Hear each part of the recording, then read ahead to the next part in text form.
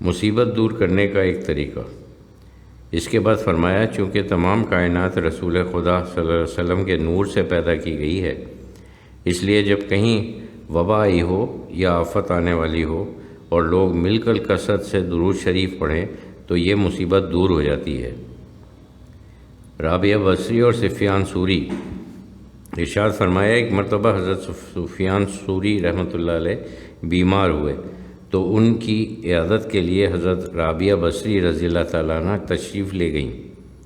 جب انہوں نے حال دریافت کیا تو حضرت سفیان ثوری رحمۃ اللہ علیہ نے کہا درد کے مارے سر پھٹا جا رہا ہے، دعا فرمائیے اللہ تبارک و تعالیٰ اس درد کی تکلیف سے نجات دے۔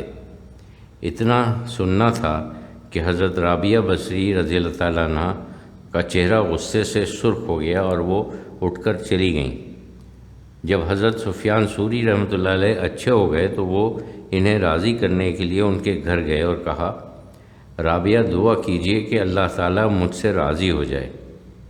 حضرت رابعہ بصری رضی اللہ تعالیٰ عنہ نے فرمایا ایسا کہتے ہوئے تمہیں شرم نہیں آتی؟ اللہ تعالیٰ نے تمہارے پاس ایک تحفہ بھیجا مگر تم نے اسے قبول نہیں کیا۔ تم تو اللہ سے راضی نہیں ہو اور چاہتے ہو کہ اللہ تم سے راضی ہو جائے، یہ کیسی باتیں کرتے ہو؟ حضرت اقدس رحمۃ اللہ نے فرمایا یہ تھا حضرت رابعہ بصری رضی اللہ تعالیٰ عنہ کا مقام کہ سفیان ثوری رضی اللہ تعالیٰ عنہ جیسے بزرگوں کو بھی سبق دیا کرتی تھیں۔ اتباع و نقل میں فرق۔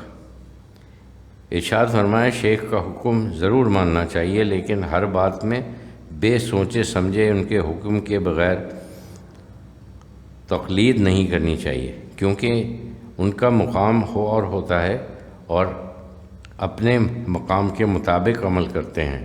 ایک دفعہ ایک بزرگ نے اپنے ایک مرید کو مسجد کے ایک کونے میں بٹھا کر مشغولی کا حکم دیا اور خود دوسرے کونے میں مشغول ہو گئے۔ اس وقت اس مسجد میں ایک اور بزرگ بھی موجود تھے۔ پیر صاحب کسی مسئلے میں الجھے ہوئے تھے۔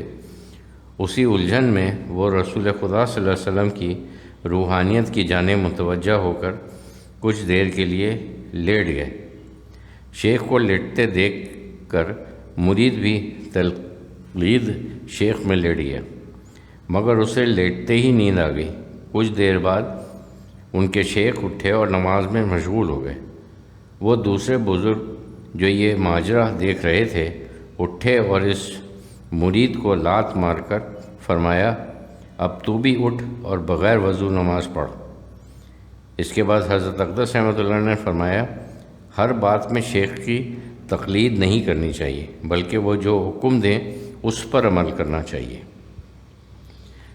صحبت عمل سے بڑھ کر ہے۔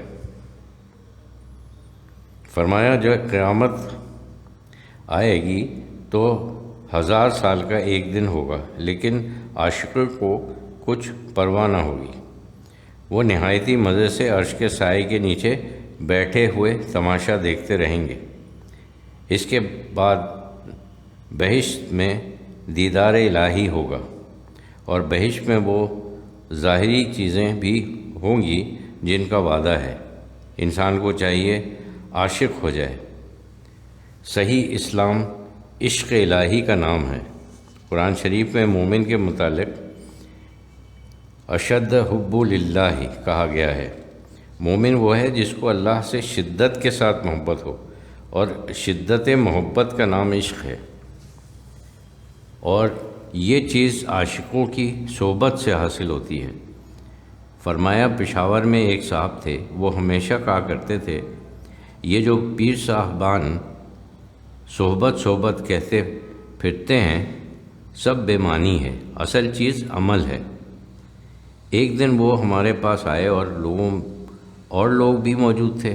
ہم نے ان سے پوچھا مولوی صاحب کوئی ایسا عمل بتائیے جس کے کرنے سے آدمی صحابہ کرام کا سا رتبہ حاصل کر لے۔ انہوں نے کہا ایسا کوئی عمل نہیں ہے، ان کو تو صحبت نبوی حاصل تھی۔ پھر ہم نے دریافت فرمایا کوئی ایسا عمل ہے جس کے کرنے سے تابعین کا مرتبہ مل جائے؟ انہوں نے کہا نہیں، یہ شرف ان کو صحابہ کرام کے ساتھ رہنے سے حاصل ہوا۔ ہم نے کہا اچھا کوئی ایسا عمل بتائیے جس سے تابعین کا سا مرتبہ حاصل ہو جائے۔ انہوں نے کہا ان کو تابعین کی صحبت حاصل تھی۔